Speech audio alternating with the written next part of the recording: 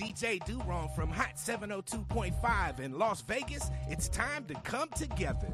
Rainbow Dreams Educational Foundation presents the 24th annual Las Vegas Juneteenth Festival, going down Saturday, June 21st from 4 to 9 p.m. at the Expo at World Market Center, and it's free to the public. Catch R&B icon Tweed live on stage, plus performances by Kiss Kiss and the Squad, Darnell Alexander, Unk and the Nephews, and Las Vegas's pop princess Ray Millie. Hosted by DJ Ambeezy with Not a Boy DJ and DJ Kelly J on the ones and twos. Stop by and visit the Hot 702.5 FM live remote tent and check in with our on-air personalities. Shop the vendor marketplace, hit up the food trucks, and enjoy surprise guests throughout the night. Presented in partnership with Google, MGM Resorts International, Live You Equals You in the city of Las Vegas. Come together this Juneteenth weekend to celebrate freedom with Tweet and Rainbow Dreams. Get your e-ticket now and be entered to win one of our fabulous prizes. Visit June19LV.com. That's June19LV.com.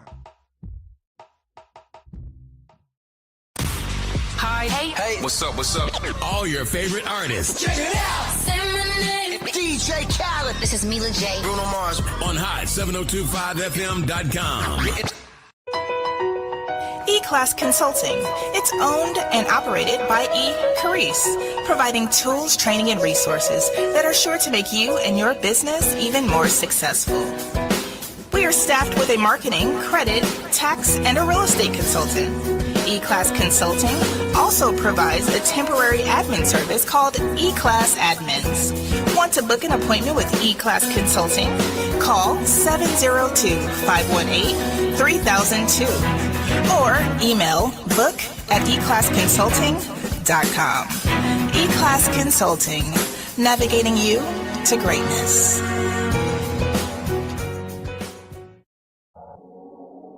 What's going on, everybody? It's your main man, 360, the poet from the Morning Wood, and I'm here to talk to you about the Sci-Fi Center. It's your Vegas home for science fiction, horror, and fantasy. From comic books, toys, and posters to movie screenings and live events, they've got you covered. Located at 900 Cameron Avenue, Suite B209, give them a call, 702-900-4335, or reach them at thescificenter.com. It's your main man, 360, the poet from the Morning Wood. And are you looking for the perfect drink? Well, you found it. Mimosa Royale is the perfect combination of California sparkling white wine and natural juice that is both tasty and refreshing. No artificial colors or flavors, no sugar added, and it's gluten-free. As the world's first ready-to-drink mimosa, Mimosa Royale is perfect for any occasion, day or night. You no longer have to drink 12 of those seltzers just to get that perfect buzz. At 8% alcohol, Mimosa Royale is the perfect drink to party with. Offered in a variety of flavors and sizes, you are bound to find a Mimosa Royale that you'll love. We have berry, mango, apple, and orange, with more flavors to come. Mimosa Royale is the most award-winning flavored wine that serves in bottles or cans. You can find them online at drinkmimosa.com or find them at your local liquor store. Ask for it by name. Mimosa Royale. Keep your radio dial right here. You're locked into the hottest news station on the planet. Hot 702.5 in FM sound. Blazing today's hip-hop, R&B, and pop music. Keeping your radio on fire. Bringing you the hottest, realest, riskiest talk shows live 24/7. On Hot 702.5FM.com. In my ear back here. That's what we do. What's happening is hump day, baby. What's going on, Eclectic Haze, Young Imani out there? What's happening, home girl? Yeah, we are doing this thing, what we do each and every Wednesday. I want to welcome everybody to Holla at the homie. What's up, Dakari Kofi? My number one listener out there in the building. 30 years of friendship with that guy right there. He a foot taller than me. Would you say if this is something that is capable? You don't know if this is something that's capable, and that's the topic she talking about. Because today we got a good one, y'all. You already know what we had. We had Holla at the homie, the number one spot. What's up, City Ballers? What's going on with you, D? Good to see you, brother. Hey, we still need to chop, man. It's me. It ain't you. It's me. I ain't going to put it on nobody else because if I point the finger, 3 of them pointing back at me if I'm going to say that. You say sometimes I feel like it's hard to get past money and rumors. And that is the truth because that's the topic we talking about today. How do you play middleman between your friends and get your friends back being friends when they fallen out and started beefing over money or rumors or both? That is a question that we got today. Somebody who wrote us a letter by the name of the mutual friend has asked us that. And you know I always have to give my disclaimer before we get to talking, right? Like I always say, I've never been trained anywhere in type of psychology, psychiatry, and or counseling. And I'm not a life coach, but I am a coacher of life. You dig what I'm saying? So I have lived a lovely, colorful life and has sponged it all up and got this game to squeeze back out to y'all. Would you say unless there's a direct communication between the sources, there's no way to mend the relationship? That's the truth. And I appreciate that salute too, City Ballers. But that's the truth though, my eclectic Haze. If there has to be a line of communication. So that's one of the things we talking about today. So we're going to dive straight into this letter so we can kind of see exactly what these friends got going on. It says, Dear Holla at the Homie, I'm in a tough spot and I need some guidance. 2 of my closest friends, let's call them Jake and Marcus, had a major falling out and is tearing up the whole circle. It started over a money situation. Jake loaned Marcus some cash, and when it took longer than expected to pay it back, things got tense. Somewhere in the mix, rumors started flying about how Marcus was out spending money on other things while Jake was still waiting on his bread. Now neither of them is speaking, and our whole friendship group feels a major divide. I know both of them well, and I don't think there was ever any bad intent on the other side, just bad communication, hurt feelings, and too many outside opinions. I hate seeing them like this, and honestly, I miss how things used to be. But every time I try to bring up one thing to the other or one person to the other, it's either anger or silence. How do I help mend this relationship and this friendship without making things worse? Or do I accept that some friendships don't come back from situations like this? Sincerely, the mutual friend. Whoa. What's up, Deuce Foe, Mr. Deuce Foe, Ray Butler? What's happening with you, brother? I was just talking about you on the way in here. That's crazy. But yeah, this is a good one. This is a deep one because I thought it was when I first broke it down, I thought it was going to be more along the lines because in the title it says, how do you get friends back? It's kind of what my title is. And I thought it was going to be more about some outside rumors that were degrading to like the friendship as a whole. But this is more about like, hey, man, he got your bread. He out here spending it on other stuff. You know what I mean? So you got to think of somebody in the mix. We're going to address them later on down the line. There's somebody out there sprinkling this salt that's kind of brought this situation to like to where it is right now, right? So first off, money and friendships are a tricky mix. I was just sitting there talking with my engineer / station owner, and she was like, you know, she stopped loaning things to people that she care about. She don't even look at it as a loan. Now, if it's business is loan. You got some stipulations, you got some processes which you got to pay back, or you're going to owe more money and interest going to gain. But she said, and this was a good point, I'm going to take it. That's why I wanted to take it in and start off with this one. She said she stopped loaning things. But by that, not saying she doesn't gift people with things, but that's exactly what she calls it, a gift. Here is something I am giving you. I'm not loaning you a dang thing, is what she says, because that's where you eliminate having to worry about how people are going to move after, you know, especially people you care about, people you love, friends and family, your tribe, you know, things like that. Instead of loaning them things, just give it to them. If you rock with them like that and they rock with you like that, it's going to come back your way, one way, shape, form, or fashion, you know?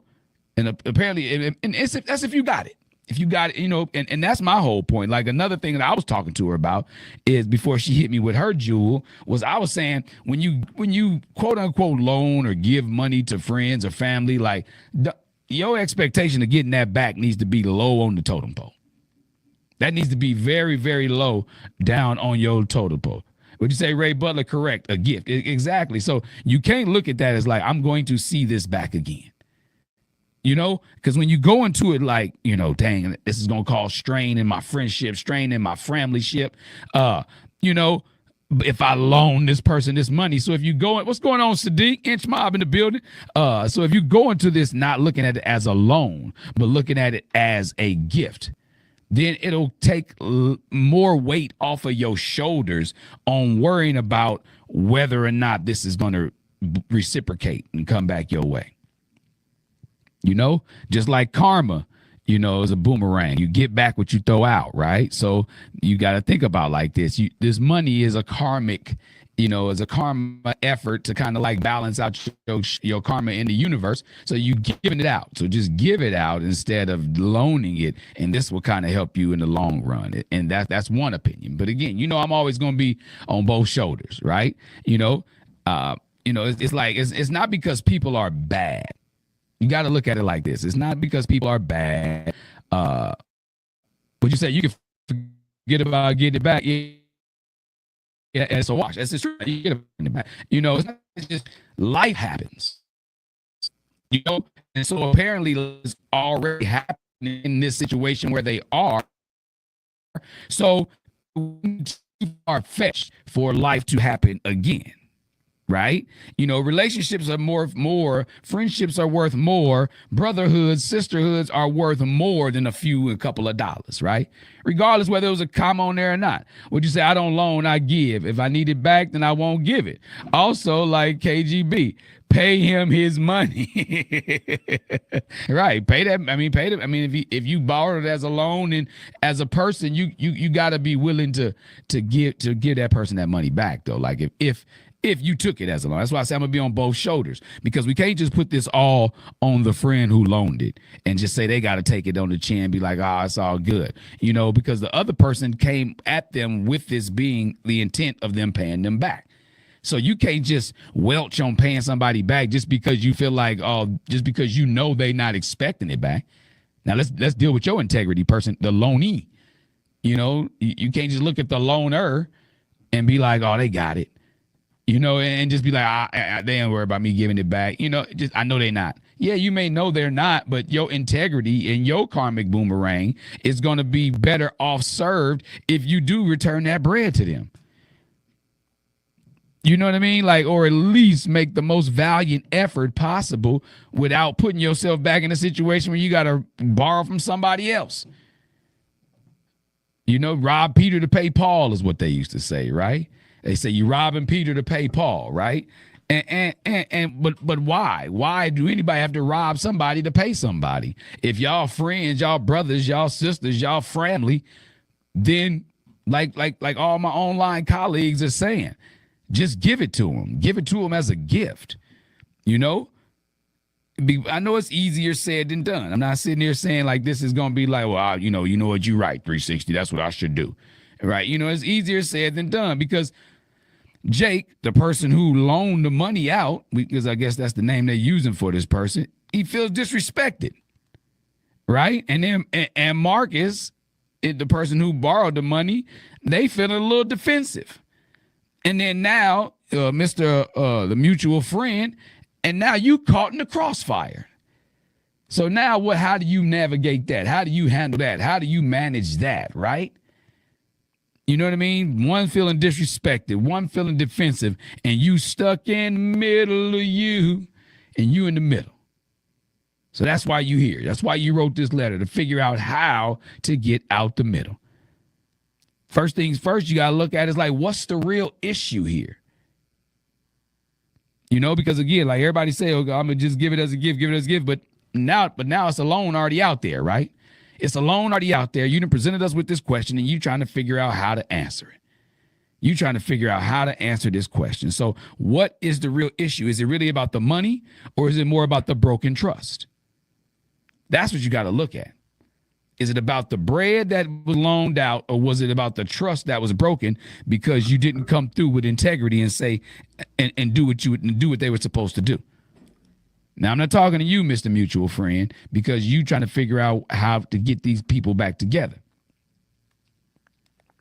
You want to get the band back together, right? So how do you do that? How do you achieve that? How does that happen, right? You know, now, in order for you to get the band back together, you got to figure out, now, what is it all about? Because if it was only about the money, a simple payment plan could get all of that alleviated, and we'd be back to square one. Right? Hopefully it could possibly fix it, right? But the rumors, that's the thing. That's where it gets messy.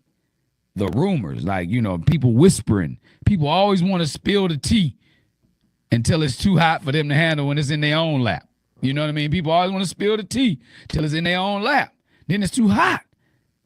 You know, hey man, you know you got your bread, man. You know you bought that girl that's such and such. You know you've been going out of town every weekend, and you still owe you money.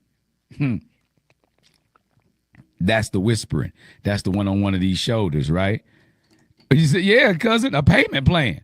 Shoot, if you pay back the bank in a payment plan, you pay back your car loan in a payment plan. Then if you got to get that money back to your partner, you got to put it on the payment plan, dog.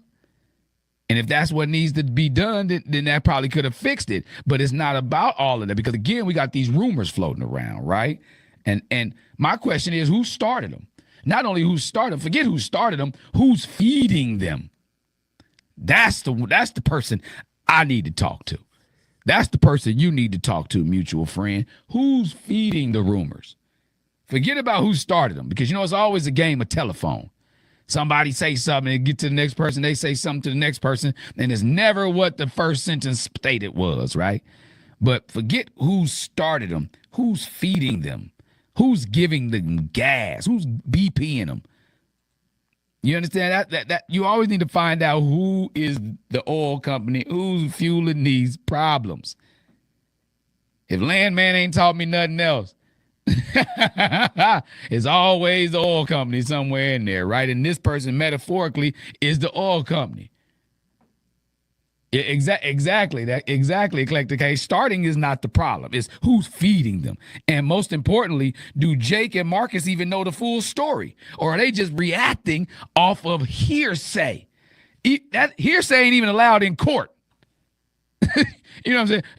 Objection, Your Honor, that hearsay, speculation.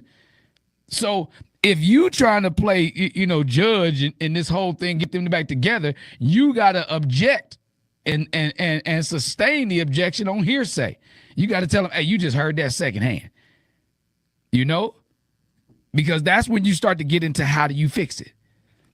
Excuse me. And that's when you get into how do you fix it. And, it's exactly how can you extinguish these flames? That's exactly Eclectic Case.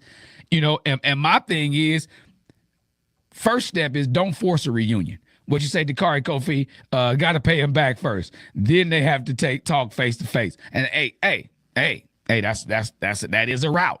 That's a route. You do have to pay that bread back first because again, it's not just about the rumors only because it's about the bread too.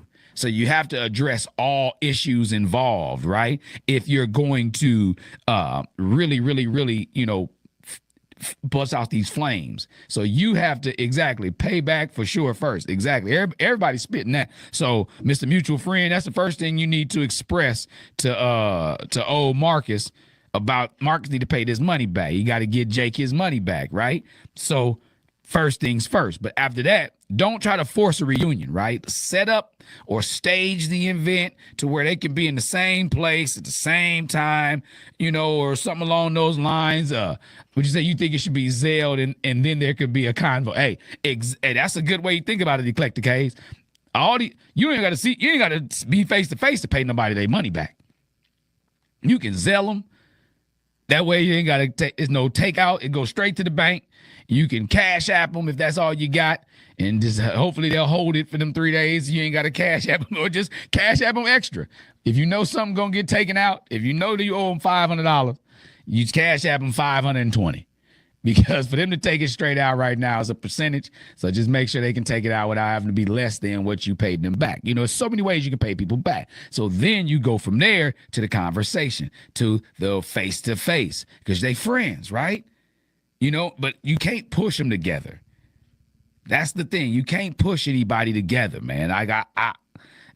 I've lived through a situation like that to where people tried to force me and a friend back to being friends. But we eventually worked it out on our own. But everybody pushing in the beginning was like, chill out. Chill. Let us decipher what's going on. Because the first thing you don't want to push them, because the real healing should be able to happen naturally. Yeah, you can't force nothing. You don't force anything on anybody. That's never a good situation in any equation. It's a song. If it don't fit, don't force it. Just relax and let it flow. Don't rock the boat. You know what I'm saying? It's all kind of history saying if it doesn't fit, don't force it. Nothing should be forced anywhere, right? But It should happen naturally, organically. Let them see like how life is moving on naturally. And then with that, you could put them in the same place together. Super Bowl just passed. You got All-Star weekend just passed. So you missed a couple of those things, but you got the draft coming up in April. All right, so there you go. You got the draft coming up in April. You got playoffs for basketball coming up in June. So set it up to where y'all all, would you say you can't, would you say Dakari Kofi, you say we can't talk until I see that Zelle text, though.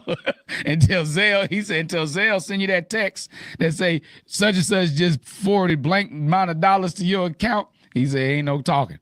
He said, you on mute. He said on mute like you at a Beyonce concert. Everybody on mute until you get that bread, that text.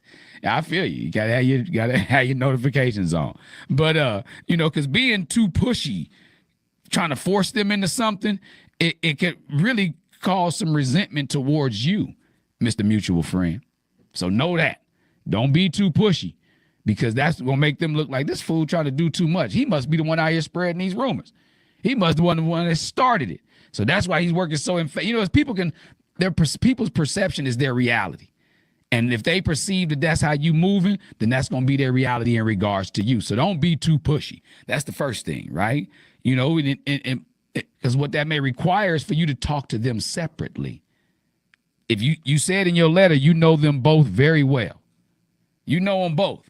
You are a common denominator between these friends. You probably the ones that introduced them, or y'all been friends forever. You didn't give me all the details, but you say you know both of the involved parties very well. So talk to them separately. Let them know. If you already having combos with them, be neutral. Make sure you stay neutral in it, though. Make sure you don't take any sides.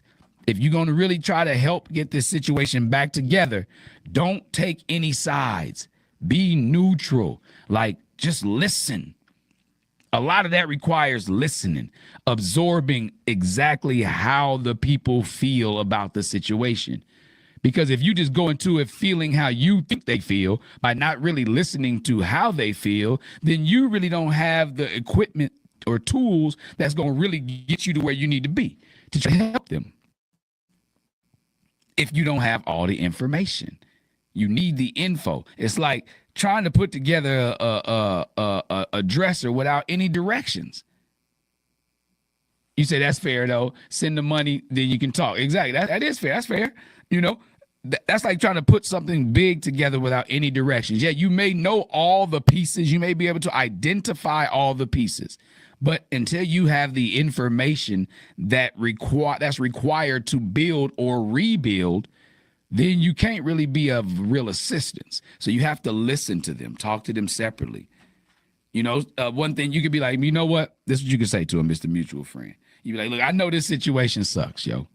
I really miss how things used to be. This is how a couple of my homeboys came in. This shit sucks.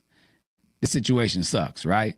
And I miss how our friendship used to be. This is what you can tell them, And if you ever want to talk, I'm here to listen. This is what you can tell both of them to where you can get the information needed to move on to step 3, Because because again, we're trying to figure out if they're working off of hearsay or whether they have the whole story, or, they may even know the horse's mouth, the source of where this rumorville is coming from.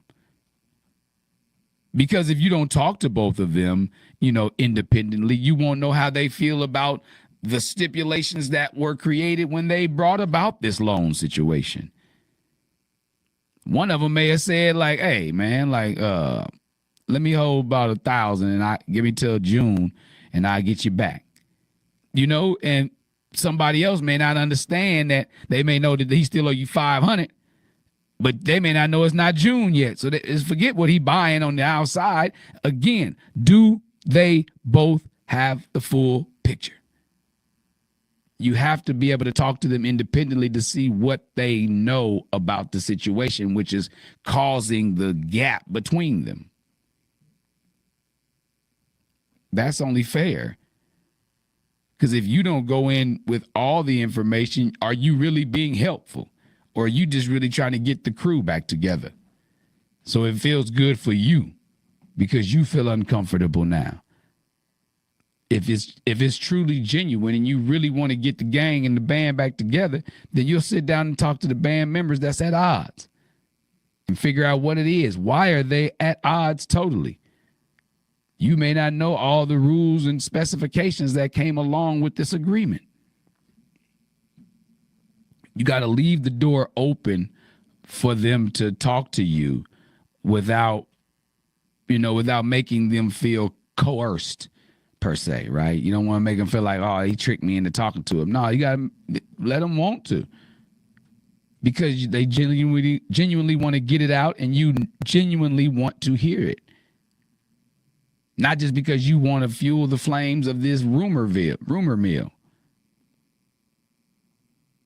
That's what you gotta, you gotta decide as yourself what type of friend you are going to be in this situation. What kind of bond you're rebuilding. Are you a bridge builder? Or are you a bridge breaker, a bridge destroyer, a burner? You sound genuine, like you really miss your friends. And that's understandable. I get all of that. But you got to make sure that you have all the information first, bro. That would be my number one piece of advice. After you decide not to force a reunion, to make sure that you talk to them separately without taking sides. And if you can do that, if you can talk to them separately and make them both feel as if you were being objective about the situation, then that can go a long way in them both having a motivation per se to try to get the band back together. Like, dang, man, 360 came in here, man. He really was concerned about, why we fell out. So maybe we need to talk. That may spark something there just by you truly being invested for the right reasons. Okay, so after you bypass trying to force a reunion, and after you talk to them separately, then what? Now we got to get down to the gas, right? Get down to the gas, brass tacks. Call out them rumors. Figure out who it is. If you know who it is, put a stop to it, shut it down. If you know the person that's spreading the rumors, shut it down, man. Because it's not beneficial to the group. And if it's rumors, regardless, they don't know the details of the agreement. Even if Marcus or, Jake have told them the details of the agreement, they don't know where the other person stands in this whole situation. What's up, Mrs. Contreras? They don't know. They on the outside looking in, just like you, Mr. Mutual Friend. But if you dive inside by talking to both of them and listening to them, sincerely, then that puts you closer to the inside. And from there, you can now try to mend where it was broken. Because the first question I asked, is it more about the money or is it about the broken trust? Where is this rift coming from?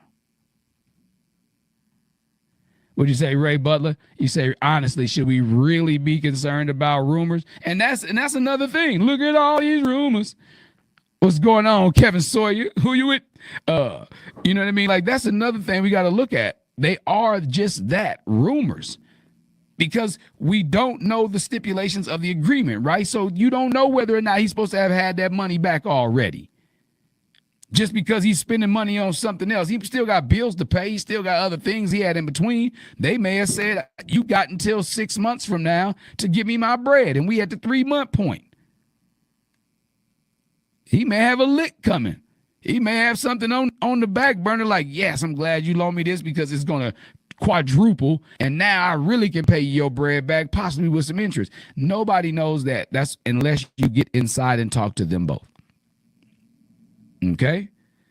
But you got to call out the rumors and decide on if it's somebody talking and you know who it is spreading them. Shut that ish down.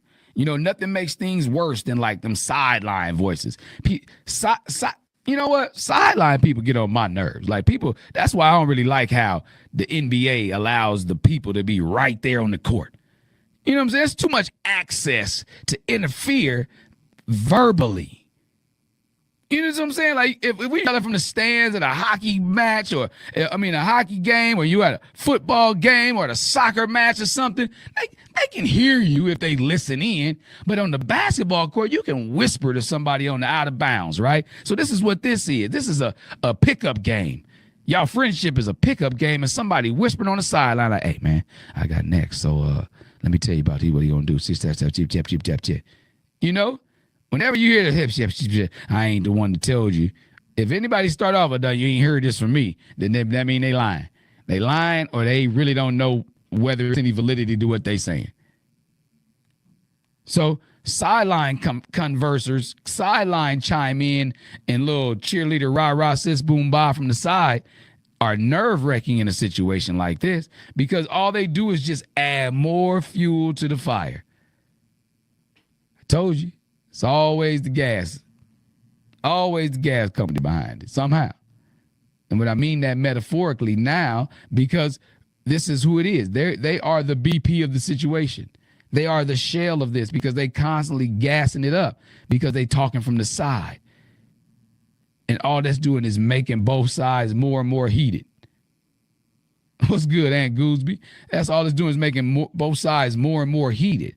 You know, if Jake and Marcus and, if they ever do make peace, then those instigators won't be the ones there to help clean it up. They're going to be like, oh, man, I ain't really say nothing before. That really wasn't me. I was just saying, IJS and, if that were me. But it's not you.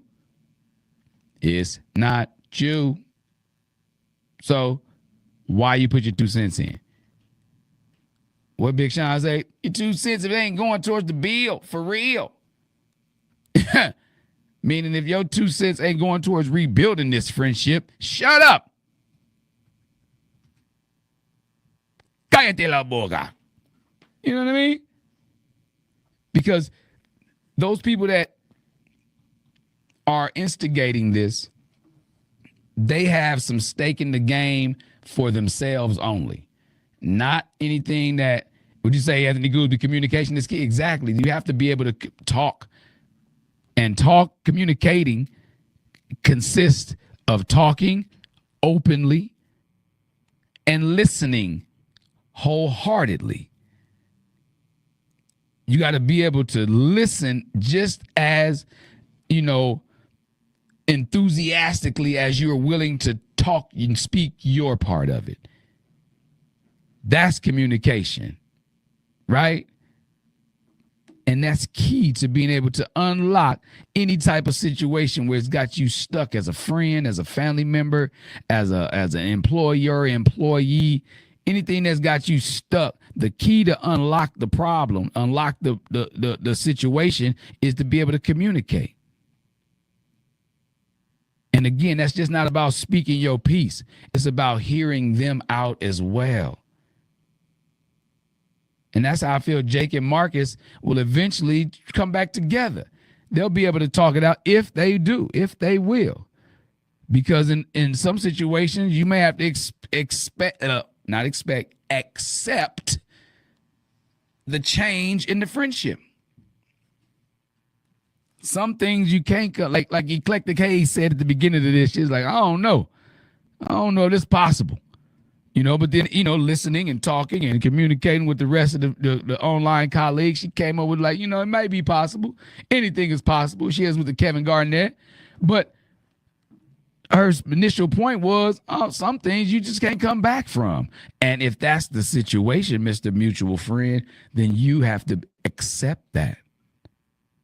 Because again, it's not, you're a player on the board, but you're not the pieces involved, if that makes sense. Yes, you are part of the friend group.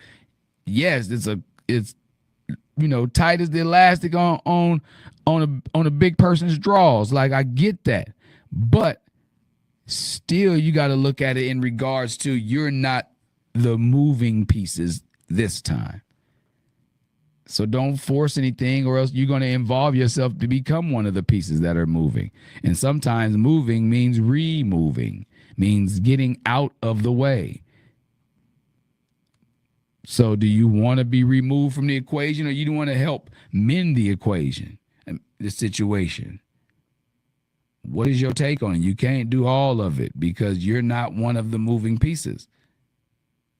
You just on the board with them.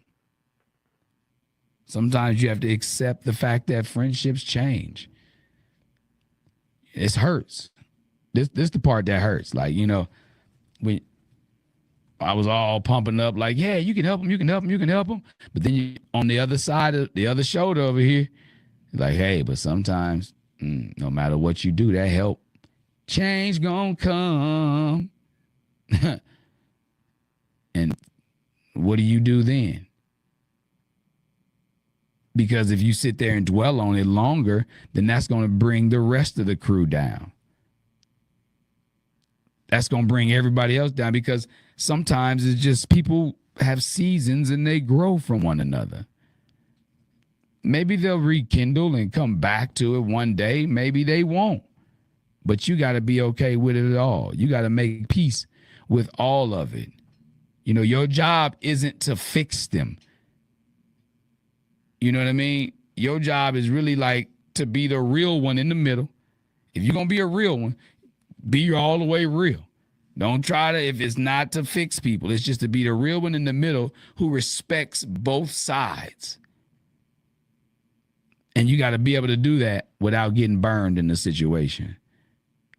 Would you say, Ray Butler, it's crazy how money can destroy friendship? Money can and they it's to say like, oh, money is the root of all evil. But the real quote is, the love of money is the root of all evil. You know what I mean? And when we allow money to take over and supersede the love we have for other people, then that's when it's rooted from an evil place. It's now divisive, opposed to, it's supposed to bring people together. You buy a ticket, you can fly somewhere, you bring people together. You buy dinner, you bring people together. But in most situations, when it involves, the tug of war of money, it's divisive. It's a really big hot button for a lot of people. People that have it, they wonder why the people that don't always don't. And the people that don't have it wonder why people who got it, look at them down their nose, in their opinion. ITO, in their opinion.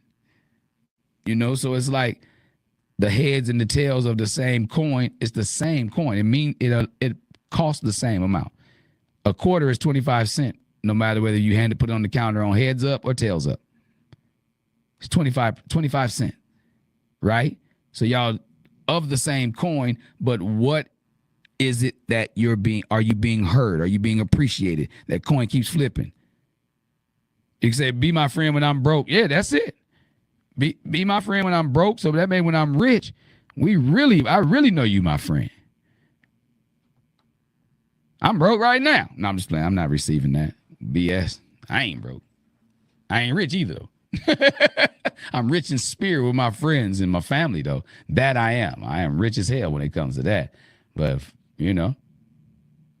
I want people that's going to be there. Again, we go all the way back to the beginning to where turn these things into gifts for people that you care about. It's not about the return of the cash, the return of the money. But in this situation, as we've spoken, since it's already been established as a loan, before this friendship can be rekindled, before this can be mended, the money has to be returned to that's the first step. Then we can address the rumors. Then we can address everything else.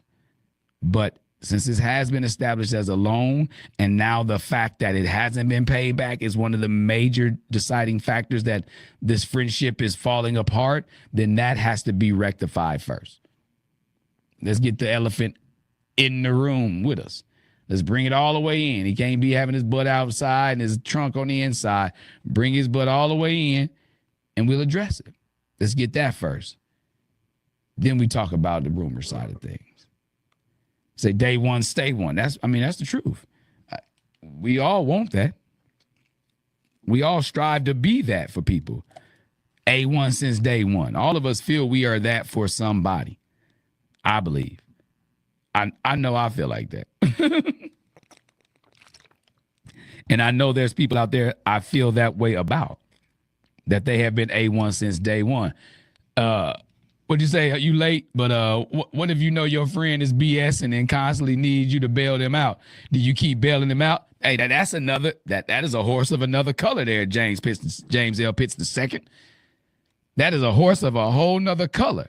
Because then in the point where that's where you got to be, if you really a friend, you talk to them. Be like, hey, man, you BSing, dog. Like, you know, I ain't your daddy. So I know you BSing and putting yourself in these situations. So don't look to me to bail you out all the time. But you have to, again, that's where the communication comes in hand. Because when you express, again, when I say communication is a two-way street. So when you express how you feeling about that, like, look, man, you can't be looking to me to bail you out all the time. This ain't a good feeling. I don't like the way this make me feel. Then they'll get a chance to express maybe why they lean on you all the time. You've got to be willing to listen to everything on the other side. You still want your money, still telling me I ain't giving you nothing else. But at the same time, you got to be willing to listen. There might be an underlining reason that you could possibly assist with that they don't end up BSing again. You may be able to talk to them about living outside their means. Or doing something, you know, that's a tough conversation, James. You are right about that. But it's one of those necessary ones, bro. Like if you got somebody that's constantly putting you, you know, in situations that don't make you feel good, then you're cheating yourself by not addressing that. Especially if you're going to continue to keep this person around you, regardless of whether you bail them out or whether you don't. You're going to keep them around you, so you got to be able to talk to them about, you know, how we keep our boat rolling smooth. What up, Sterling Armstrong? What'd you say, Ray Butler? Always saying yes is a problem. That is a problem. You have to be willing to say no to the people that you love from time to time, but communicate with them why you saying no.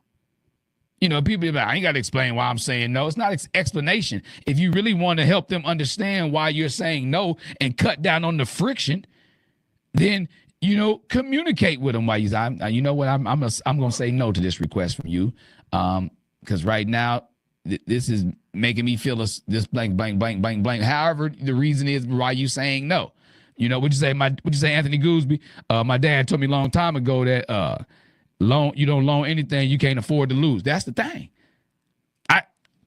In my little corner boy days, I wouldn't front nothing to nobody that I knew I couldn't afford to say he ain't never coming back with that $20. People be out there mad, chasing junkies down because they $20 is gone that they owed them for 2 weeks. And it's the principle behind it. Nah, man. You should have known. Now you've got your blood pressure up because you loaned out something that you couldn't afford to let go of. If you can't afford to let it go, you can't loan it out. Regardless of what they think you got, regardless of where you feel like you want to be be helpful to somebody, you can't always help.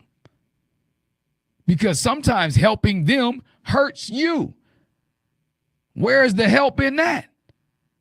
Then you can't turn right back around to them to get the help from them because they just asked you for it. That's when we go back into the robbing Peter to pay Paul phrase I was talking about earlier, right? So, again, if you can't afford to lose it, don't loan it. What you saying? That J is high as hell and you stressing. Exactly. That J out there high as the cost of living and you stressing over that $20 that you just chased them down and you ain't gonna catch no crackhead. You hear that in any movie you see. Like when Ezel took off running, you ain't catch no crackhead, dog. Rest in peace. Ezel. No. You know what I mean? So it's like you have to understand sometimes, like, let's rewind back. Let's go back. So we talking about somebody who's asking how can they be a help to getting their friends back together after they had a falling out over some money and some rumors, right? And so we addressed them like how we know moving forward, you can't loan stuff to people that you care about. You got to look at that as a gift. So that's moving forward. But in hindsight, what we're dealing with right now, we're not hindsight, but we're looking in the rear view right now, trying to figure out how to fix what was broken. We got to understand now, first things first, get them to pay that money back. Then you got to not force them into a situation to where you making them talk to each other. You know, break down what's the real issue. Is it the money, or is it the trust that's been broken? So if you really trying to be helpful, you got to really dive in. You can't just stick your toe in the water and say you went swimming. You got to dive in and really be helpful. So now if you're going to be helpful, you got to break down all the moving parts. If you're going to fix this or try to fix this, you got to get in there like a mechanic. Now you go, okay, say, cool, boom. We got the rumors. That's where it got messy. We got the money. Okay, cool. It was a loan. All right, so it's taking time, but I got to figure out what was the time that they were supposed to get this money back. You really about to go to work, Mr. Mutual Friend. Don't come to me just asking for a couple little bullet points if you're not going to apply them now. You know, because even my online colleagues and I have told you already the steps that would be most beneficial to them and to myself if we looked at it from the outside and inward. You know, so if we looking at it from your way and your perspective, how we would help or what would help us if we were in this situation would to be first get that money back, talk to them about that. After that, figure out the rest of it by saying, like, let's not force this. Let's talk to them separately to find out all the details and the information. Let's figure out what the rumors are, who started them. Not only who started them, who's fueling them. And let's cut that out. Let's remove that, you know, block, that spot in the problem. How do we get that stain out of here? You know? Figure out who it is that's messing the whole situation up or got the ball rolling in the first place, or who's keeping it rolling. And then sometimes you got to understand, maybe friendships ain't meant to be meant back together. Some friendships aren't meant to be mended. People have seasons in each other's lives. You know, like I say, that's the part that hurts. It hurt like a mofo. It hurts like a mofo to say that, you know, you see two of your friends and they ain't never gonna be friends again. What's going on, comedian Melvin Washington? The 6'5" funny man. You know what I'm saying? So it's like, maybe, you know, they'll make peace with it, or maybe they won't. Again, your job is not to fix them. It's to be the real friend in the middle that truly cares about both of their perspectives. That's what your hope is to do in this. Because with that, if you truly show that you are invested in them as a group, then they may even come to grips with, like, you know, maybe we need to talk a little bit. Maybe we need to figure out how we can kind of smooth this back over. You know? So my final thoughts to kind of wrap things up, right? At the end of the day, it's all about time and perspective. We talked about both of these things, right? How does people look at things? Like, how much time has transpired in between the rumors and between the loan? So time and perspective, you know, and both of those things, when you reverse them and look at them, they eventually heal most things. What do you mean by that, 360? Okay, if these two had a friendship at one point, right, then it's a good chance that they'll figure it out on their own terms on how to be friends again. Oh, I forgot Dave Melvin. I forgot he's 6'9". I just know he over a foot taller than me. I forgot he is 6'9". Golly, funny than a mom. But he's 6'9". I forgot Melvin watched. But yes, what I'm saying, like, time and perspective, meaning their perspective on it, will usually heal this situation. And that's how you got to look at it. But if not, that's okay too. If they don't heal, then now you've got a choice to make. To continue to be friends with them both, yes, and live these lives and balance in between, or you can try to be friends or unfriend one, or, you know, it's all on you in that regard. But I would say, if you really care for them both, continue to be both of their friend by open listening to them and seeing how they feel about it. Because again, you're not there to fix it. You're just really there to try to help keep the friendships from being anything other than what they are right now, is what I'm saying. Like, you don't want them to, end of the day, you don't want your friends to be beefing. And we get that. So, what's meant to come back together will eventually come back together. That's friendships, relationships, that's partnerships in the world, business. If they're meant to come back together, they will. All right? So if anyone else is out there listening and you got a similar situation to this or any other conversations that you want us to address on here, y'all know how to reach me. Hit me up at hollaattthehomie@gmail.com. That's HOLLAATTHAHOMIE@gmail.com. And that's how you get your merch too. You notice I'm freaking them all different colors out here. And I got some people that got some merch that landed on their doorsteps, and some people that's got some coming their way within the next day with the holiday that just hit us. So again, y'all, appreciate everybody that tunes in and taps in with Holla at the Homie on hot7025fm.com, on Facebook Live, on Instagram Live, all my online colleagues that check in, tap in with us.